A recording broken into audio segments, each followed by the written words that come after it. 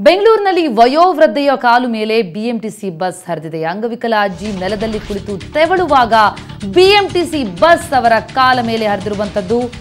ಬೆಂಗಳೂರಿನಲ್ಲಿ ವಯೋವೃದ್ಧೆಯ ಮೇಲೆ BMTC bus ಹರಿದಿದೆ. ವಿಕಲಚೇತನ ಅಜ್ಜಿ ನೆಲದಲ್ಲಿ ಕುಳಿತು ತೆವಳುವಂತಹ ಸಂದರ್ಭದಲ್ಲಿ ಅವರ ಕಾಲ ಮೇಲೆ ಬಿಎಂಟಿಸಿ ಬಸ್ ಹತ್ತಿಸಲಾಗಿದೆ.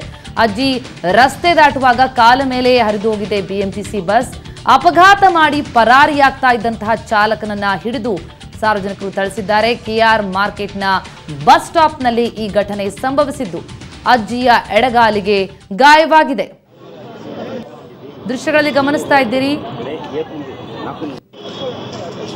ಅಜ್ಜಿಯನ್ನ ಆಟೋ ಮೂಲಕ ಆಸ್ಪತ್ರೆಗೆ ಸಾಗಿಸಲಾಗ್ತಾ ಇದೆ.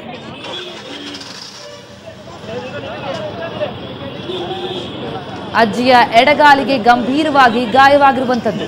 ಬಿಎಂಟಿಸಿ ಬಸ್ ಒಂದು ಈ ಅಜ್ಜಿಯ ಕಾಲ ಮೇಲೆ ಹತ್ತಿದ್ರಿಂದಾಗಿ ಈ ಒಂದು ಅವಘಡ ಸಂಭವಿಸಿದೆ. ನಂತರ ಬಸ್ ಚಾಲಕ ಅಲ್ಲಿಂದ ಪರಾರಿಯಾಗಲಿಕ್ಕೆ ಯತ್ನಿಸಿದ್ದಾರೆ. ಆದ ಸಂದರ್ಭದಲ್ಲಿ ಅವರನ್ನು ಹಿಡಿದು ಥಳಿಸಲಾಗಿದೆ ಕೂಡ. ಕೆಆರ್ ಮಾರ್ಕೆಟ್ನ ಬಸ್ ಸ್ಟಾಪ್ನಲ್ಲಿ ಘಟನೆ ಸಂಭವಿಸಿದೆ. ಅಜ್ಜಿಯ ಎಡಗಾಲಿಗೆ ಗಂಭೀರವಾಗಿ ಗಾಯವಾಗಿದೆ.